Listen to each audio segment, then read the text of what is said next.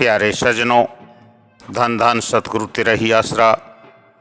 आज हम एक बहुत ही सुंदर विषय पर चर्चा करने जा रहे हैं। इस संत मत के चैनल पर हम इस संसार में सुनते आ रहे हैं कि सतयुग, त्रेता, द्वापर और अब कलयुग तक आ चुके हैं।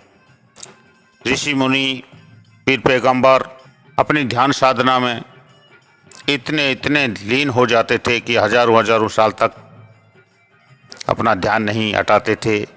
वो 3 युग जिसमें इतनी ज़बरदस्त ध्यान साधना ऋषि मुनियों ने की, वो कौन सी ध्यान साधना थी, कैसी ध्यान साधना थी, कैसे कुंडली जागृत करते थे, तो इस पर हम चर्चा करते हैं। रूहानियत के लिए बहुत ही अच्छा, एक सत्संगी के लिए बहुत ही अच्छा विषय है और अच्छी जानकारी हमको इसमें मिलेगी। परम संत छत्रो मस्ताना जी ने भी हमें अपने शब्दों में इन सभी रहस्यों को बड़ा ध्यान से, बड़े गहराई से खोल के समझाया। उस सतयुग, त्रेता, द्वापर में मनुष्य की आयु बहुत लंबी होती थी, समय बहुत था उसके पास, तो वो अपनी ध्यान साधना को 6 चक्र जो हमारे शरीर में हैं उनमें ध्यान लगाते थे। 6 चक्र की बात को परम संत छत्रो मस्ताना जी ने अपने शब्द में समझाया है कि 6 चक्र की बात है। चौथा राम सिखाई, झाड़ू फेरो शब्द का, दरसे नूर इलाही। तो हम पहले चक्र से ही बात करते हैं। छत्रो मस्ताना जी ने कैसे समझाया है कि गुदा चक्र में बाशा गणेश का उठे जाप जपाता, ऋषि मुनि भी शतोकार में उठे ध्यान लगाता। इस मंदिर की सफाई करे, झाड़ू रोज फिराता, पहली धुन की रोशनी देती लाल दिखाई। इंद्री चक्र में ब्रह्मा बसे उठे, ब्रह्मा की ज्योति, जब प्रेम उठे जीव के, बरसे प्रेम का मोती। इंद्रिय चक्र में इस जीव पिंड की देखो रचना होती, वहाँ धुन आवे ओंकार की, बच्चों को दे सुनाई। नाभि कमल में विष्णु बसे, सब जीव संभाले, इसी चक्र में इस जीव के देखो श्वासा चले। 21,600 श्वास जी गिनती का घाले, उठे धुन आवे निरंकार की, देता ओम दर्शाई।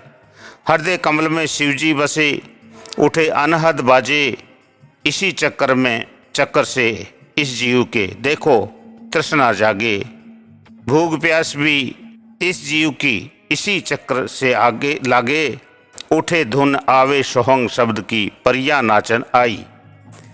कंठ कमल में शक्ति बसे, जठे ज्योत अखंडी, ऋषि मुनि सब खा गई या ऐसी चंडी। 3 लोक में फिरे भटकती, दापे ना रंडी, उठ धुन आवे ज्योति स्वरूप की, करता मन ठुकाई। 6ठा चक्र में जिंदा ठाकुर बसे, वहाँ ब्रह्म पसारा, उठे नित की होती आरती, बजे शंख अपारा। ऊपर निरंजन बादशाह, मुंदा सबका 10वां द्वारा, यह 5 धुन हैं काल की, निरंजन नकल बनाई। जिसने धुन सुनी है शब्द की, वो पकड़ी चाल अनोखी, शब्द विहंग में चाल के खोली अगम की मोखी। 14 चौकी तोड़ के काल के खप्पर में ठोकी, परम संतों ने पकड़ा काल को, दिया कैद कराई। गगन मंडल में झूला घाल्या, झूले राम हमारा, उठे शब्द स्वरूपी राम है, छठे शब्दों की धारा। अगम अलख सतलोक में सब शब्द पसारा, उठे आत्मा का राज है, हे करता संत बादशाही। अब सतगुरु हेला दे रहा, जागो सभी जमाना, गंगवा गुमपुर धाम में खुला नाम खजाना। सौदागर बन के आ गया छत्रो मस्ताना, कोई भागों वाला जीव है लेगा नाम दवाई। तो परम संत छत्रो मस्ताना जी ने कितना प्यार से हमको 6 चक्र का भेद इस शब्द में बतलाया है। इसके बाद दूसरे शब्द में भी उन्होंने बहुत ही स्पष्ट रूप से उस सतगुरु ने रट ले जिसने घड़ दी तेरी काया, 270 दिन में अंदर मंदिर तैयार बनाया। उसके अंदर भी 6 चक्रों का हवाला छसो मस्ताना जी ने बिल्कुल खोल के बहुत ही साफ साफ अच्छे तरीके से समझाया है। मूल कमल में बसे गणेशा रिद्धि सिद्धि बास करे, इंद्री कमल में ब्रह्मा विष्णु पानी से पैदाश करे, नाभ कमल में विष्णु बैठा हृदय शिव कैलाश करे, मूल कंठ में बसे भवानी गुद्दी में मन राश करे, भंवर गुफा पे खड़ा निरंजन भरम का पर्दा लाया, ऋषि मुनि और पीर पैगंबर कोई चढ़न नहीं पाया, सतलोक में सतपुरुष जहाँ संत करे बदसाई, अलख लोक में अलग पुरुष जहाँ भेद लख्या ना जाही, अगम देश में अगम पुरुष जहाँ जगती ज्योत इलाही, देश अनामी में सतगुरु तेरा पकड़ शब्द की राही, परम संत 600 मस्ताना एक शून्य में शहर बसाया, आत्म से परमात्म दर से अंदर रम्या रमाया। तो देखो 600 मस्ताना जी ने कोई कमी नहीं छोड़ी 6 चक्रों को समझाने में। और आगे अपना अगला शब्द जो है उसमें भी इन्होंने बिल्कुल स्पष्ट रूप से 6 चक्रों के बारे में हमें दिशा निर्देश दिया है। जो हमारा शब्द है धन धन सतगुरु तो मुक्ति के दाता कैसे उबारोगे, ये जो मंगल है इसमें उन्होंने स्पष्ट रूप से कितना प्यार से समझाया है। 9 दर लिया लिपाए ठग 6 गया भाग है, सुख मन बिछाई सेज गई सतगुरु चरणों में सुरता लाग है। तो 9 दर हैं, ये है इनको दुनियादारी से बंद करना पड़ेगा।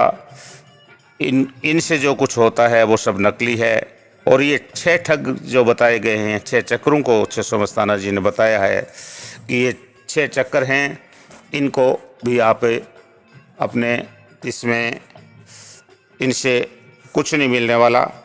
तो आगे फिर दूसरे संत महात्माओं ने भी हमें साफ साफ शब्दों में समझाने की कोशिश की है, जो आगे आप सुने जी। कबीर साहब ने हमें अपनी वाणी कर नैनो दीदार महल में प्यारा है के बारे में 6 चक्रों का हवाला बिल्कुल साफ साफ दिया है। मूल से भाव केंद्र का है और यह स्थान इन 6 चक्रों का प्रथम केंद्र है जो गुदा स्थान कहलाता है। इसी स्थान से योगी अपना अभ्यास आरंभ करते हैं। तो मूल चक्र गुदा चक्र में, अब मूल चक्र जो है वह गुदा चक्र है, वहाँ का जो मालिक अथवा धनी है वह गणेश है। यहाँ बैठकर योगी कलिंग कलिंग का जाप करते हैं। कोई 1 लाख, कोई 2 लाख, कोई 3 लाख, कोई 50,000। वे अपनी अपनी फैली हुई सूरत को इस स्थान पर एकत्रित करते हैं। इस जगह 4 दल का कमल है। सबसे पहले वे गणेश को प्रत्यक्ष करते हैं। दूसरी आश्चर्य की बात यह है कि आम लोगों को तो गणपति मिलता ही नहीं, वे बाहर पत्थर की मूर्ति रखकर उसकी पूजा करते हैं। यदि प्राणायाम करके अंदर जाते तो उन्हें कुछ प्राप्त होता। यदि एक न्यायकर्ता की फोटो न्यायालय में रख दी जाए तो क्या वह मुकदमे सुनेगी? अथवा एक कमांडिंग ऑफिसर सेना का अध्यक्ष है कि मूर्ति परेड के मैदान में गाड़ दी जाए तो क्या वह परेड कराएगी? कदापि नहीं। इसमें शक नहीं कि अगर मनुष्य नेति ढोती करके जहाँ ये देवता बैठे हैं जाता है तो उनकी संकल्प शक्ति दृढ़ हो जाती है। यदि संकल्प शक्ति दृढ़ है तो मनुष्य संसार का जो काम करता है उसमें उसे सफलता प्राप्त होती है। परंतु यह लोग तो उस गणेश से भी नहीं मिलते, बाहर पत्थर की मूर्तियों में ही रह जाते हैं। दूसरा चक्र है इंद्री चक्र। योगी जन इस चक्र को पार करके स्वाद चक्र में आते हैं, इंद्री चक्र में आते हैं। वहाँ 6 दल का कमल है। ब्रह्मा सावित्री इसके धनी हैं। गणेश चक्र में पृथ्वी का तत्व है और इस स्थान यानी स्वाद चक्र में पानी का तत्व है। इसे मुसलमान मेकाइल कहते हैं और यह संसार की उत्पत्ति का मूल स्थान है। अगला तीसरा आता है नाभि कमल। यहाँ एक नाड़ी है जिसे कुंडलिनी शक्ति कहते हैं। योगी जन अपना ध्यान मेरुदंड या रीढ़ की हड्डी के साथ जोड़ देते हैं। जिस समय वे इंद्रिय चक्र पार करते हैं वहाँ पे ओम ओम का जाप करते हैं। इससे आगे नाभि में 8 दल का कमल अष्टदल कमल है। इस स्थान का स्वामी विष्णु है। इस स्थान का रंग सफ़ेद है। अब जो लोग कहते हैं कि विष्णु सृष्टि का पालन करता है, हिंदू विष्णु को पूजते हैं, मुसलमान नहीं पूजते, क्या मुसलमानों का पालन पोषण नहीं करता? जिस प्रकार नगर में एक बड़ा भारी पानी का तालाब है, उसमें से बड़े बड़े पानी के नल निकलते हैं और इससे आगे छोटे छोटे नल हर स्थान पर पानी पहुंच जाते हैं। इसी प्रकार जो भोजन पेट में जाता है उससे हाथ पांव, दिल, दिमाग आदि शरीर के हर एक अंग को शक्ति मिलती है। यहाँ विष्णु की शक्ति है जो सारे शरीर का पालन पोषण कर रही है। चौथा आता है हृदय कमल।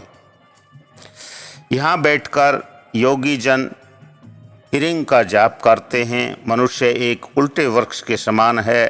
संसार के वृक्ष तो नीचे से शक्ति देते हैं, परंतु मनुष्य की शक्ति ऊपर से मिलती है। मनुष्य का मस्तक इसका स्रोत है। नाभि चक्र को हृदय चक्र से शक्ति मिलती है। हृदय चक्र का स्वामी शिव है जो नरसंहार करता है। हृदय में 12 दल का कमल है। यहाँ का स्वामी शिव है। यदि मनुष्य प्राणायाम करके अंदर जाता तो शिव मिलते, न यह अंदर गया न शिव मिले।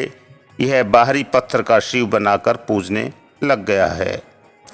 यहाँ बैठकर योगी जन सोहंग का जाप करते हैं। अब पांचवा आता है कंठ चक्र। अब यहाँ कंठ में 16 दल का कमल है। यहाँ पर जो शक्ति है इसको लोग देवी कहते हैं, परंतु संत इसको अविद्या कहते हैं। माया की रजो और तमो गुण प्रभाव वाली शक्ति यहाँ पर प्रधान रूप से, जो कि नीचे के कमलों में अपने रजो तमो और स्वभावानुसार फैल रही है। माया के 2 स्वरूप हैं, विद्या शुद्ध माया और अविद्या मलिन माया। शुद्ध माया 2 दल कमल आज्ञा चक्र से ऊपर शुरू होती है। विष्णु, शिव तथा ब्रह्मा ये त्रिकोणात्मक शक्तियाँ कहलाती हैं जो सारी सृष्टि को उत्पन्न, पालन और संहार करने वाली हैं। इसका आधार यही माया है। योगी जन षोडश कमल में बैठकर ध्यान द्वारा श्री श्रृंग का जाप करते हैं। आँखों से ऊपर छठा चक्र आता है जिसको त्रिनेत्र भी कहते हैं। आँखों से ऊपर 2 दल का कमल है जहाँ पर जीवात्मा और भंवरा मन पिंडी निवास करते हैं। यहीं से दोनों धारें मिलकर सारे शरीर क्रियामान हो रही हैं। यहाँ छठा कमल है। यहाँ पर सिद्धि तथा शक्तियाँ तो अवश्य प्रकट होती हैं, परंतु आत्मा को सच्ची शांति नहीं मिलती। इससे ऊपर अष्टदल का कमल है जहाँ पर निज मन अर्थात ब्रह्मांडी मन है जो अति शुद्ध है। यहाँ इसकी ठुकाई अथवा आधिपत्य है। यह जीवात्मा को ऊपर के मंडलों में जाने में सहायता देता है। संतों का बताया हुआ मार्ग अत्यंत सरल तथा सुगम है। बच्चे से लेकर बूढ़े तक किसी भी जाति, धर्म, वर्ण, देश का कोई भी व्यक्ति उनकी शिक्षा पर चल सकता है। इसके लिए न तो किसी को अपने धर्म, समाज, रहने के ढंग इत्यादि को बदलने की आवश्यकता है और न घर बार छोड़कर वन में जाने की तथा न ही अपने कारोबार को त्यागने की आवश्यकता है। संत महात्मा कहते हैं कि अपने परिवार में रहकर अपना कर्तव्य पालन करते हुए धर्म पूर्वक कमाए हुए धन को पवित्र धरोहर समझकर अपने परिवार तथा संबंधियों आदि पर जिन को आपकी सहायता की आवश्यकता है। ठीक ढंग से खर्च करो, दुनिया में रहो पर दुनिया के ही न होके रहो। मन दुनिया में न रखो। प्रभु प्राप्ति के सबसे जरूरी ध्येय को सदा ध्यान में रखते हुए इस उद्देश्य की पूर्ति के लिए कुछ न कुछ समय प्रतिदिन देते रहो। दादू साहब का कथन है कि लोग तो सुनी सुनाई बातें करते हैं, परंतु मैं आंखों से देखकर कहता हूँ। दादू देखा दीदा सब कोई कहत सुनीदा।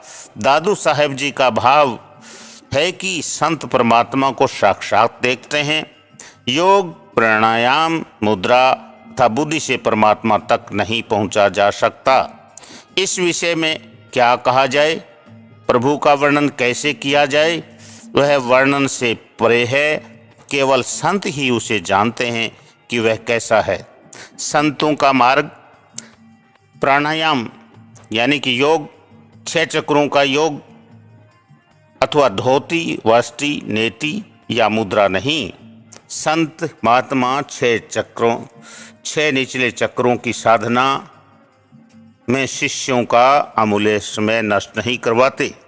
फिर इन चक्रों में रखा भी क्या है?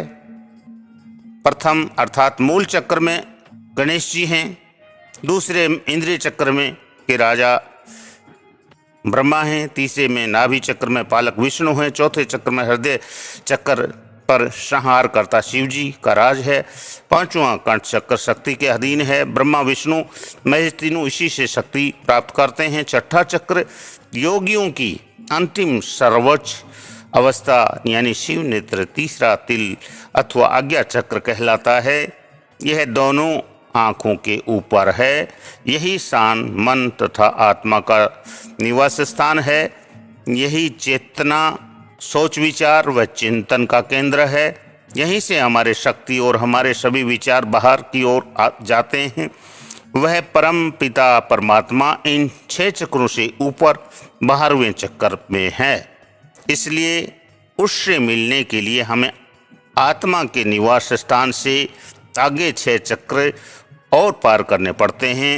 फिर भला यह कहाँ की बुद्धिमत्ता है कि हम सबसे निचले चक्कर पर उतरकर फिर वहाँ से ऊपर की ओर चढ़ना आरंभ करें, जबकि यह निचला सफ़र बहुत लंबा और कठिन भी है। यदि कोई व्यक्ति पर्वत के मध्य में खड़ा हो और चोटी पर पहुंचना चाहता है तो क्या उसके लिए यही उचित नहीं है कि जहां वह खड़ा है वहीं से ऊपर को चढ़ना शुरू कर दे, कि इसके बजाय कि वह पहले नीचे उतरे और फिर से ऊपर चढ़े? इस प्रकार तो मार्ग लंबा और कठिन हो जाएगा। फिर नीचे के चक्रों से यात्रा प्रारंभ करके मिलता भी क्या है? केवल उस भाग के प्रबंधक, मैनेजर या वहाँ के देवता के दर्शन ही तो हो जाते हैं।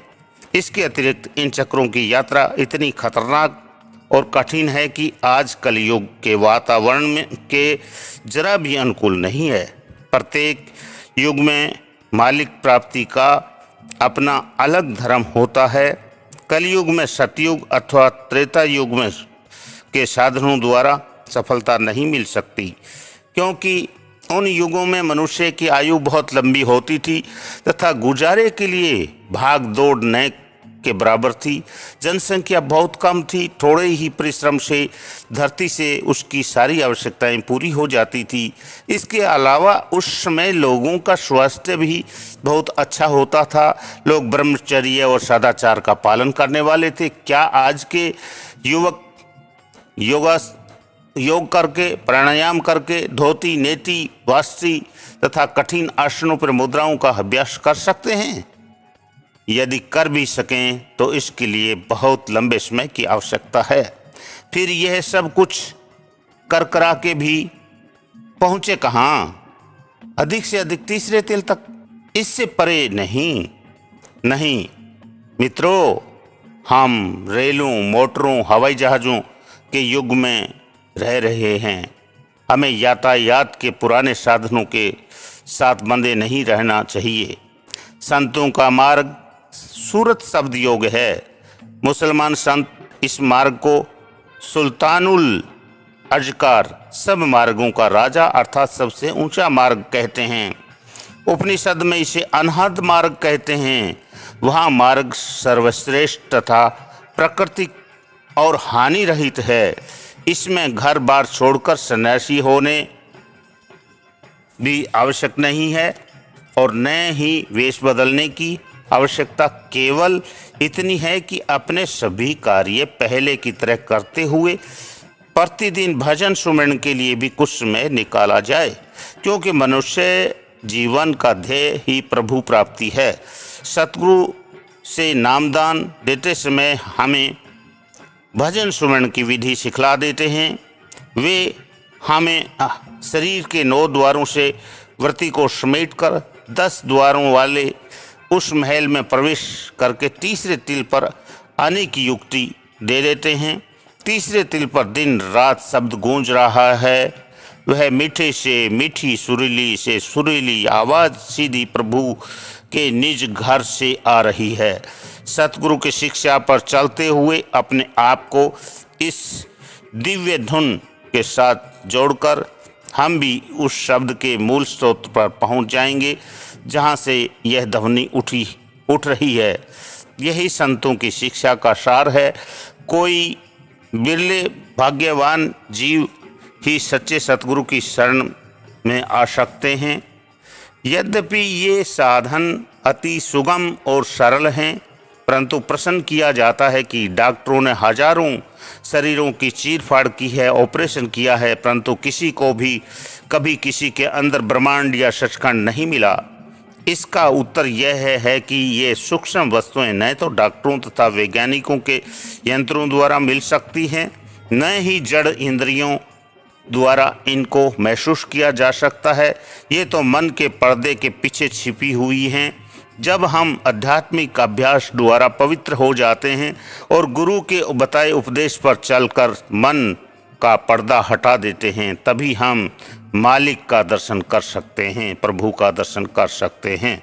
प्रभु दर्शन के लिए हमें अपने अंदर गहरा उतरना पड़ता है और मार्ग की अड़चनों, स्थूल सूक्ष्म कारण तथा शुद्ध आध्यात्मिक मंडलों को पार करना पड़ता है। तब जाकर हम उस सर्वश्रेष्ठ मंडल सतलोक में पहुंचते हैं जहां प्रभु का निवास है। इस श्रेष्ठ अवस्था की प्राप्ति की युक्ति और मार्ग का भेद हमें पूर्ण संतों से प्राप्त होता है। संत हमें बताते हैं कि किस प्रकार हम मन और आत्मा की धारा को शरीर में से समेटकर तीसरे तिल पर एकाग्रत करके आत्मा को शब्द रूपी दिव्य धुन के साथ जोड़ सकते हैं। यह शब्द समस्त आंतरिक तथा बाहरी मंडलों का करता है। शब्द को कई नामों से पुकारा गया है, हम इसको सुन सकते हैं, इसलिए इसे शब्द या शब्द धुन कहा जाता है। बाइबल में इसे वर्ड या लोगोस कहा गया है। गुरु ग्रंथ साहिब में इसको शब्द धुन अथवा नाम कहा गया है। कुरान शरीफ में कुन या कलमा, वेदों में नाद तथा उपनिषदों में अनहद के नाम से वर्णन किया गया है। बाइबल में आया है कि सृष्टि के आदि में शब्द था, शब्द परमात्मा के साथ था और शब्द ही परमात्मा था, यही परमात्मा के साथ था। जो कुछ भी बनाया इसी ने बनाया है और ऐसी कोई भी वस्तु नहीं जो इसके बनाए बिना बन गई। स्वामी जी महाराज भी कहते हैं कि शब्द ने रची त्रिलोक की सारी। गुरु अमरदास जी कहते हैं कि सृष्टि की रचना और प्रलय शब्द ही करता है तथा प्रलय के बाद शब्द ही फिर से सृष्टि को पैदा करता है। आप कहते हैं कि उत्पत्ति प्रलय शब्दे होवे, शब्दे ही फिर औपति होवे। गुरु नानक जी कहते हैं कि धरती और आकाश की रचना शब्द ने ही की है, शब्द ने ही सब कुछ बनाया है। शब्दे धरती, शब्दे आकाश, शब्द भया प्रकाश, शब्द सगली सृष्टि, शब्द के पाछे नानक, शब्द घटे घट आछे। शब्द ही परम संत स्वामी जी ने कहा है कि शब्द से धरती, शब्द से अंबर, शब्द से सब संसार। तो शब्द का हवाला परम संत स्वामी जी ने बड़े प्यार से हमें अभी समझाया। शब्द ही रचना का कर्ता, पालनहार तथा संहार करता है। गुरु ग्रंथ साहिब में इसे शब्द अनहद, अनाहत, सत्य, सहज बानी, गुरबानी, धुर की बानी, सच्ची बानी, हुक्म कहा गया है। गुरु साहिबान ने इसे अमृत भी कहा है, क्योंकि जो भी इसे पीता है अमर हो जाता है। प्राचीन हिंदू ऋषि इसे रामधुन, आकाशवाणी, कीर्तन कहते थे। मुसलमान संतों ने इसे बांग, सदाए आसमानी, सोत आदि नामों से पुकारा है। संत महापुरुषों की वाणी में हमेशा शब्द या गुरु की ही उपमा की जाती है। वास्तव में दोनों एक ही हैं। सारी सृष्टि का बनाने वाला एक ही है, दो नहीं। जीवन की सारी गतिविधि के पीछे यही जीवन शक्ति काम करती है। परमात्मा आप ही ब्रह्मांड तथा पिंड का रचयिता है। वह स्वयं प्रत्येक जीव के अंदर विराजमान है। उसने स्वयं अपनी खोज आरंभ की और स्वयं ही अपनी खबर दी। वह अदृश्य है, इसलिए सदैव किसी मनुष्य के माध्यम से ही मनुष्य को उपदेश देता है। वास्तव में वह मालिक स्वयं मनुष्य रूप धारण करके दीन दुखियों, विपदाओं में पीड़ित जीवों को कष्ट दूर करने के लिए जगत में आता है। वह गुरु बनकर स्वयं ही जीवों को शब्द की डोर से जोड़ करके अपने साथ मिला देता है। वह प्रभु हमारे अंतर में है और निकट से निकट है। उसका सिंहासन हमारे अंदर है, किंतु हम उसकी खोज से बाहर भटक रहे हैं। वह हमसे दूर इसलिए है कि हम अंदर प्रवेश ही नहीं करते। इसलिए बंधुओं, यदि आपके मन में प्रभु का प्यार है